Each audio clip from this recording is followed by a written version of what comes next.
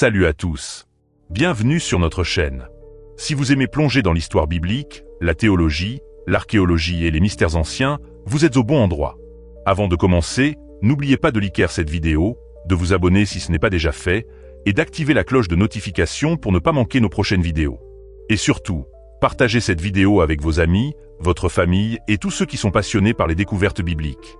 Aujourd'hui, nous allons explorer certaines des découvertes archéologiques les plus récentes qui éclairent le contexte historique et culturel de la Bible. Beaucoup de ces trouvailles ont été révélées au cours des derniers mois, et elles offrent des perspectives fascinantes sur le monde de l'ancien Israël et ses environs. Vous êtes-vous déjà demandé comment les archéologues vérifient les découvertes avant de les annoncer? De nouvelles trouvailles peuvent-elles confirmer les récits bibliques? Quelles sont les plus grandes avancées récentes en archéologie biblique? Si ces questions vous intriguent, laissez un commentaire ci-dessous avec vos réflexions et questions. J'adorerais entendre vos idées et discuter de ces sujets avec vous.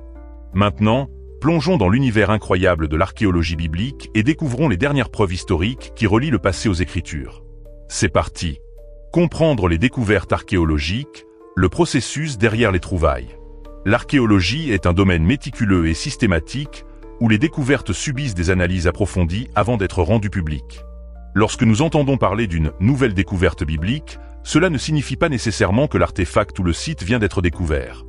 Cela fait souvent référence au moment où les résultats sont officiellement publiés après un examen académique approfondi. Pourquoi les découvertes prennent-elles du temps avant d'être révélées?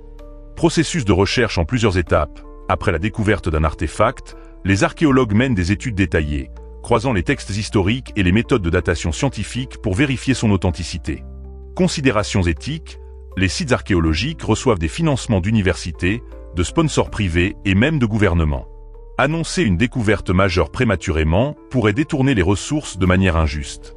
Validation par les pairs. Avant de publier une découverte, les chercheurs soumettent leurs résultats à un examen par les pairs, garantissant que d'autres experts dans le domaine confirment ou contestent les affirmations. Risque des annonces prématurées. Certaines découvertes ont été hâtivement médiatisées pour être ensuite discréditées en raison d'une analyse incorrecte ou d'un manque de preuves solides. Exemple récent de mauvaise interprétation.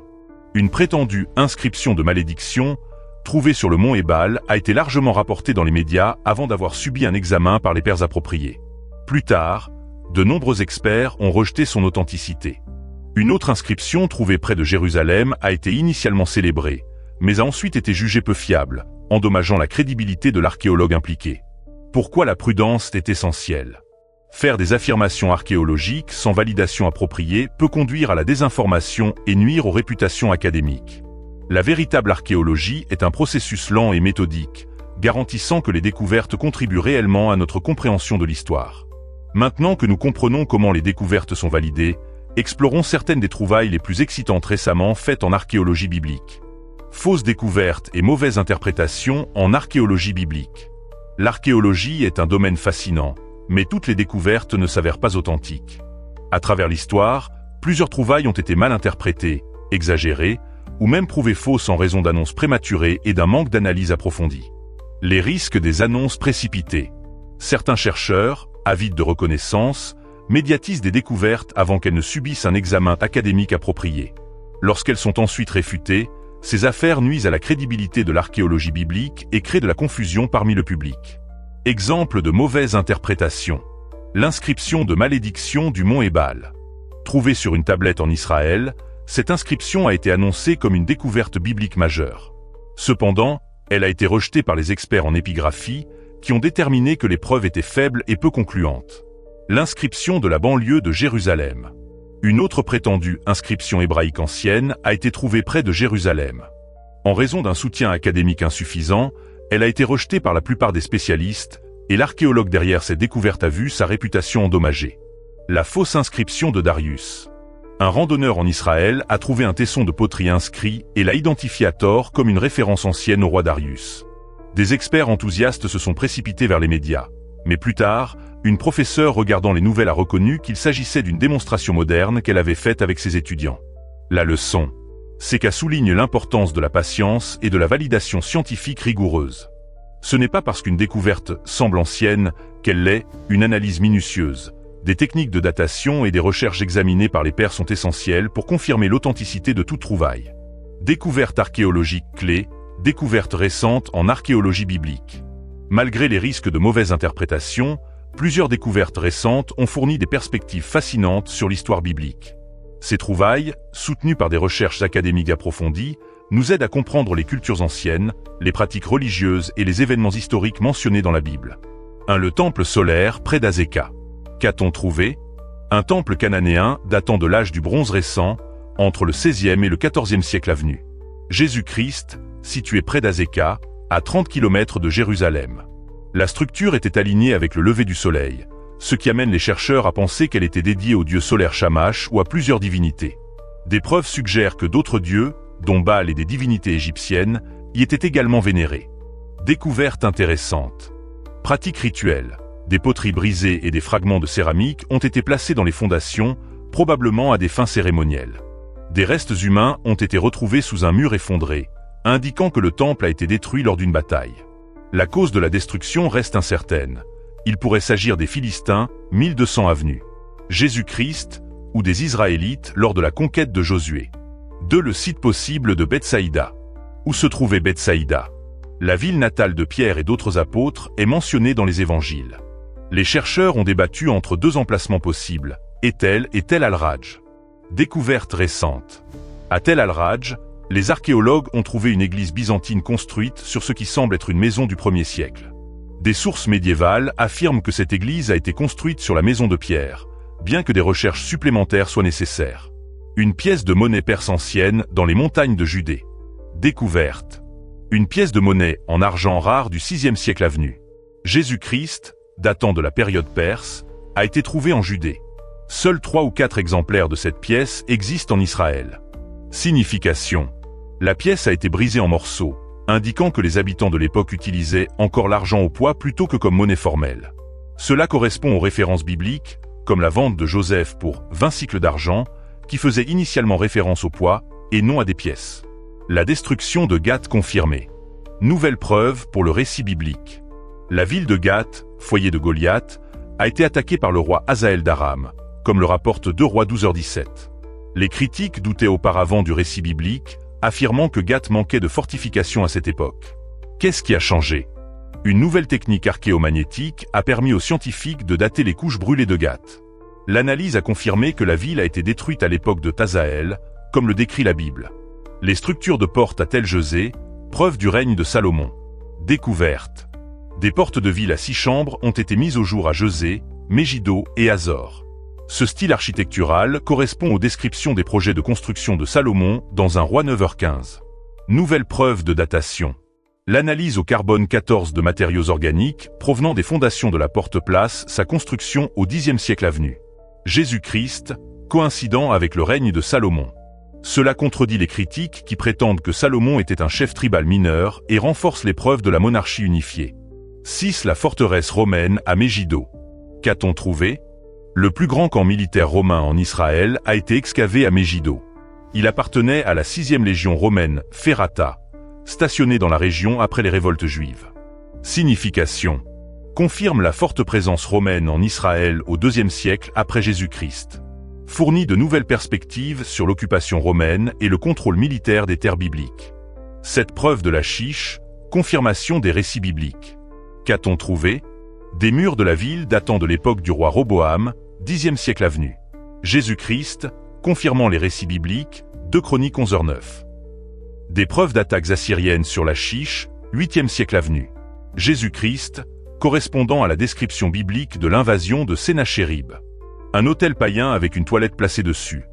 Une pratique connue des réformes religieuses du roi Ézéchias, où les autels étaient profanés, 2 Rois 10h27. Pourquoi est-ce significatif? Les critiques niaient autrefois l'exactitude historique de ces événements bibliques. Les découvertes archéologiques confirment maintenant ces récits, renforçant la crédibilité historique de la Bible. 8. Un peigne en ivoire avec la plus ancienne inscription alphabétique. Découverte. Un petit peigne en ivoire de la Chiche avec une inscription cananéenne datant de 1800 à 1500 avenue. J'ai écrit. L'inscription se lit « Que ce peigne enlève mes poux », montrant la vie quotidienne et les pratiques d'hygiène de l'époque. Signification. Il s'agit de la plus ancienne inscription alphabétique connue en Canaan, précédant les scriptes phéniciens. Cela remet en question la théorie selon laquelle les Phéniciens ont inventé l'alphabet, suggérant que l'écriture hébraïque et cananéenne s'est développée plus tôt que prévu. L'importance de la validation archéologique. L'incident de la fausse inscription de Darius. Un randonneur a trouvé un fragment de poterie avec des lettres hébraïques que les chercheurs ont à tort identifié comme une référence au roi Darius. La découverte a ensuite été démystifiée lorsqu'une professeure a reconnu qu'il s'agissait d'une démonstration moderne en classe, soulignant les risques de conclusion hâtive. Leçon apprise. L'archéologie nécessite des méthodes de validation strictes pour éviter les mauvaises interprétations. Les experts utilisent des tests scientifiques comme l'analyse de la patine et la thermoluminescence pour confirmer l'authenticité avant de faire des affirmations. Découverte de la langue amorite, la langue de l'époque d'Abraham. Qu'a-t-on trouvé ? Une découverte vieille de 30 ans en Irak a récemment été décodée, révélant un texte bilingue en akkadien et dans une langue auparavant inconnue. Cette langue a été identifiée comme l'amorite, un dialecte cananéen étroitement lié à l'hébreu. Pourquoi est-ce important ? Les Amorites étaient présents en Canaan à l'époque d'Abraham, et il est probable qu'ils communiquaient dans cette langue. Cette découverte est aussi importante que la pierre de Rosette, qui a aidé à décoder les hiéroglyphes égyptiens. Elle pourrait débloquer plus d'informations sur les langues sémitiques anciennes et l'histoire biblique. Réflexion finale. Ces découvertes récentes montrent comment l'archéologie continue de confirmer les récits bibliques et d'élargir notre compréhension des cultures anciennes. Alors que certaines trouvailles remettent en question des hypothèses précédentes, d'autres renforcent l'exactitude historique de la Bible. À suivre, explorons comment l'archéologie nous aide à mieux comprendre le contexte culturel et historique de la Bible. Le rôle de l'archéologie dans les études bibliques. L'archéologie fait plus que simplement confirmer les événements bibliques, elle fournit un contexte culturel et historique qui nous aide à comprendre la Bible plus clairement. Beaucoup de gens se concentrent uniquement sur prouver les histoires bibliques, mais la véritable valeur de l'archéologie réside dans l'éclaircissement des coutumes anciennes, des langues et de la vie quotidienne. L'archéologie et l'exactitude de la Bible. Au fil des ans, les critiques ont affirmé que certaines villes, personnes et événements de la Bible étaient des mythes. Cependant, des découvertes comme les murs de la Chiche, les réformes du roi Ézéchia et les preuves des projets de construction de Salomon ont confirmé l'exactitude historique de la Bible. Même les petits détails, comme la conception des portes de la ville, les inscriptions ou les systèmes économiques, correspondent aux descriptions bibliques. La Bible, plus qu'une doctrine. Environ 80% de la Bible consiste en des références historiques, culturelles et géographiques, tandis que seulement 20% est doctrinal. Ignorer le contexte historique peut conduire à des mauvaises interprétations des enseignements bibliques. Exemple, si nous ne comprenons pas l'économie de l'ancien Israël, nous pourrions mal interpréter des termes comme « cycle d'argent » dans l'Ancien Testament. Le risque de négliger le contexte. Imaginez retirer un petit ressort d'un moteur de voiture. Il pourrait encore fonctionner, mais avec le temps, des problèmes apparaîtront. De même, ignorer les détails historiques et culturels de la Bible peut conduire à des malentendus sur son message. L'Esprit Saint a inspiré non seulement des vérités théologiques, mais aussi des informations historiques incluses dans la Bible. L'archéologie aide à éviter les anachronismes. Beaucoup de gens appliquent une pensée moderne aux textes anciens, ce qui crée des fausses interprétations. Comprendre le contexte historique nous permet de lire la Bible comme elle était censée être comprise, évitant les anachronismes et les mauvaises interprétations. Réflexion finale. L'archéologie n'est pas seulement une question de prouver que la Bible est vraie. Elle nous aide à voir la Bible telle qu'elle a été écrite à l'origine, dans son cadre historique et culturel. Pâques. Comprendre ses véritables origines. Pâques est l'une des célébrations les plus importantes dans les traditions juives et chrétiennes, mais sa signification originelle est souvent mal comprise. Au lieu de se concentrer sur des symboles modernes comme les œufs en chocolat et les lapins, cet événement explorera les origines authentiques de Pâques et comment elle était pratiquée à l'époque biblique. La Pâque juive. Comment a-t-elle commencé ? La première Pâque a été instituée pendant l'Exode, lorsque Dieu a libéré les Israélites d'Égypte. Les éléments centraux de Pâques incluent l'agneau sacrificiel, représentant la rédemption et la protection divine. Le pain sans levain, matzah, symbolisant la hâte avec laquelle les Israélites ont quitté l'Égypte. Les herbes amères, rappelant leur souffrance en tant qu'esclaves. Pâques et christianisme, une nouvelle signification. Jésus et ses disciples ont célébré Pâques, mais il a redéfini lors de la scène. Dans la foi chrétienne, Jésus est devenu l'agneau pascal ultime, accomplissant la prophétie de la rédemption. Aujourd'hui, les chrétiens voient Pâques comme une préfiguration du sacrifice du Christ pour l'humanité. Comment les familles juives célèbrent-elles Pâques aujourd'hui ? Les familles juives modernes observent toujours un repas de Pâques, Seder, mais sans sacrifice d'animaux. Certaines traditions incluent une assiette symbolique avec des aliments traditionnels représentant différents aspects de l'Exode. Les 4 coupes de vin, chacune ayant une signification spirituelle. La lecture de la Haggadah, un texte qui raconte l'histoire de l'Exode. Ce que vous apprendrez lors de cet événement spécial. La véritable disposition des sièges lors de la scène. Jésus était-il vraiment assis au milieu? Les bénédictions et prières juives récitées pendant Pâques. Que mangent les Juifs à la place de l'agneau dans les célébrations modernes? Comment Pâques se connecte à la foi chrétienne de manière plus profonde? Réflexion finale. Comprendre la signification originelle de Pâques nous permet de voir à quel point elle est profondément liée au judaïsme et au christianisme. Cet événement vous ramènera à l'époque biblique, vous aidant à vivre Pâques comme Jésus et ses disciples l'ont fait. Conclusion. Un voyage à travers l'archéologie biblique, et il y a encore plus à découvrir. Nous avons dévoilé des découvertes archéologiques remarquables qui donnent vie à l'histoire de la Bible, des temples anciens et des villes perdues aux inscriptions et artefacts qui confirment les récits bibliques. Ces trouvailles renforcent non seulement notre compréhension du passé, mais nous aident également à apprécier la profondeur et l'exactitude des Écritures. Mais ce n'est que le début. Il y a encore tellement plus à explorer. Et si je vous disais qu'il y a encore des découvertes étonnantes à révéler? Quelles nouvelles preuves soutiennent l'existence de personnages bibliques autrefois considérés comme des mythes? Pourrions-nous être sur le point de décoder d'autres langues anciennes qui éclaireraient l'histoire hébraïque primitive? Comment l'archéologie continue-t-elle de remettre en question ou de confirmer des récits bibliques longtemps débattus? Toutes ces questions et bien d'autres seront abordées dans la partie 2. Dans la prochaine session, nous plongerons encore plus profondément dans les découvertes les plus révolutionnaires et leur impact sur l'histoire et la foi biblique. En attendant, laissez-moi savoir dans les commentaires. Quelle découverte vous a le plus fasciné? Pensez-vous que l'archéologie prouve ou simplement soutient la Bible? Quel mystère biblique aimeriez-vous voir résolu? N'oubliez pas de liker, de vous abonner et d'activer la cloche de notification pour ne pas manquer le prochain épisode. Et bien sûr, partagez cette vidéo avec vos amis et votre famille qui aiment l'histoire biblique. À bientôt pour la partie 2, vous ne voudrez pas la manquer.